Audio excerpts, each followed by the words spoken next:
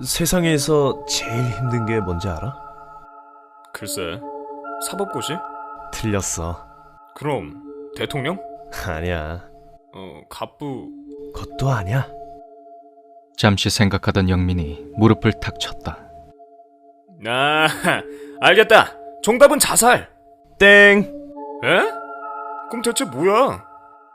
기원은 빙글빙글 웃으며 대답했다. 대오각성. 뭐라고? 대오각성. 다른 말로는 득도라고도 하지. 어이없다는 표정을 짓는 영민이었다. 에이, 뭐야. 괜히 열심히 생각했네. 득도란 불교에서 말하는 깨달음이야. 어제서야 비로소 결정했어. 에? 그건 또 뭔 생뚱맞은 소리야? 학과 말이야. 호국대 불교학과로 결정했어. 오래 생각했어. 내 관심의 대상은 오직 득도뿐이야. 너 돌았구나. 야, 나와봐. 잠깐 바람 좀 쐬자.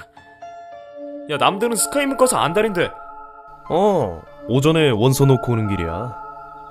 네 충고는 고맙지만 내 인생은 결정됐다 이거야.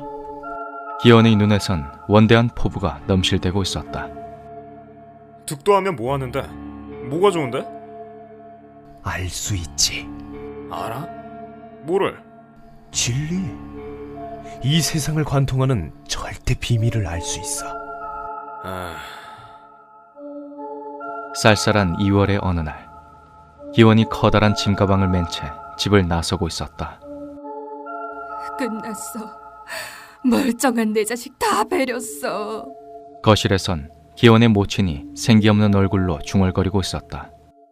집을 나선 기원은 곧장 기차역으로 향했다. 죄송해요. 지금 안 하면 죽을 것 같아서요. 지난 며칠간을 가족과 싸웠다. 가족들은 기원을 전혀 이해하지 못했고 기원은 집을 나왔다. 서울행 하나 주세요. 네. 표를 건네받은 기원이 기차에 몸을 실었다. 곧 덜컹거리며 기차가 출발하자 기원의 눈이 감겼다.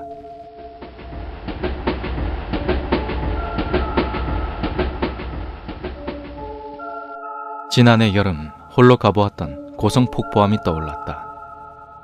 폭포암의 주지 스님은 기세가 장군 같았는데 입을 열면 언제나 불호령이었다. 그날 법문을 들으려 제법 많은 사람들이 폭포암을 찾았다. 기원도 마음속에 큰 의문을 품고 폭포암을 찾은 길이었다. 법당에 사람들이 쭉 둘러앉았고 곧 주지 스님의 법문이 시작되었다.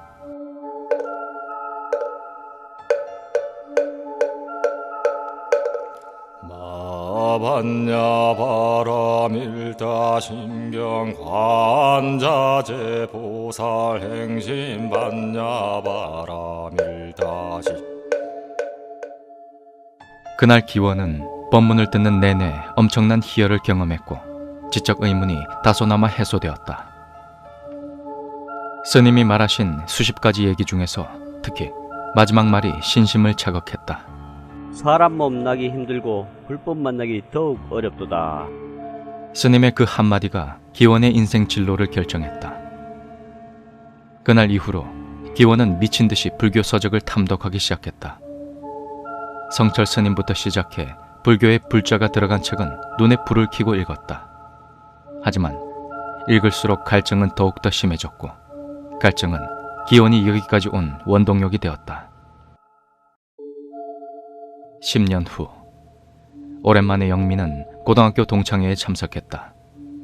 여태껏 기반 잡느라 눈코 뜰 새 없었지만 올해 초부터 다소 안정이 된 영민이었다. 어째 니들은 변한 게 없냐? 여전히 개념이 없구만. 학교 졸업하고 처음 나온 놈이 누군데 큰 소리야? 왁자지껄한 분위기 속에서 영민이 큰 소리로 떠들었다. 오늘 먹고 죽자! 야! 다들 잔 채워! 야, 일이 좋아할 놈이 왜 코빼기도 안 비쳤담? 알잖냐.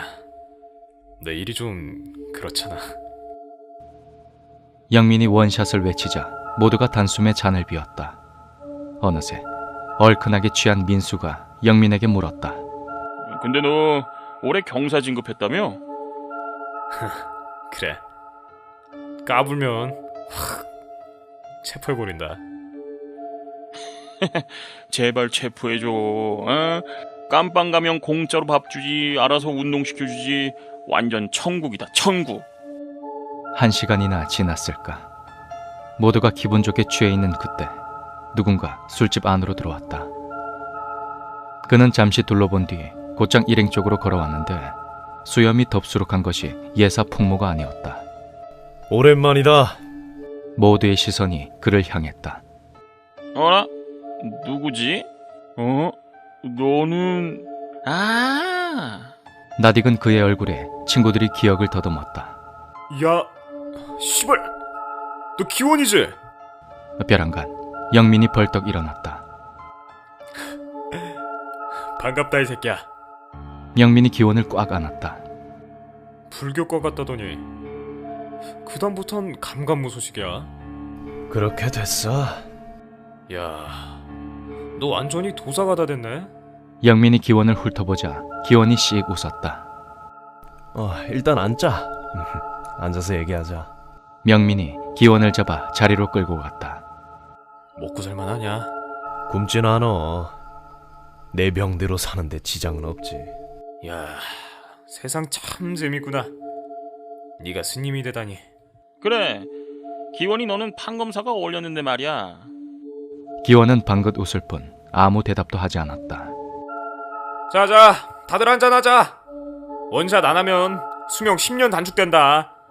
오케이. 다들 잔을 들고 마실 때 영민이 기원의 귓가에 속삭였다. 새끼야, 반갑다. 야, 끝나고 따로 얘기 좀 하자. 그래. 그렇게 시끄러운 동창회가 2시간씩이나 더 지속되었다. 지금 시각 새벽 2시 반. 영민과 기원은 근처에 바로 들어왔다. 너 앞으로 뭐 할 거야? 내일 산에 들어갈 거야. 산이라. 넌 좋겠다. 마음만은 편하겠네. 영민이 부러운 듯 기원을 바라보았다. 무슨 고민 있나 본데. 말해봐. 고민은 무슨... 영민이 슬쩍 말꼬리를 흐렸다. 괜찮아. 말해봐. 궁금해서 그래. 기원이 재촉하자 영민이 결국 털어놓았다. 순경으로 시작해 경장을 거쳐 올해 경사가 된 영민. 입사 5년 만에 자신이 근무하는 강력반에서 꽤 중요한 위치까지 자리매김했다. 그러던 어느 날부터인가 관할 구역 내에 자살 사건이 연이어 터졌다. 처음엔 대수롭지 않게 여겼으나 자살자 수가 2자리로 넘어가자 비상에 걸렸다. 영민이 책임지고 수사를 진행했는데 수사하면 할수록 기이한 일들이 밝혀졌다. 자살자는 대학 교수부터 막노동꾼까지 다양했고 그들의 시체는 모두 미소를 머금고 있었다.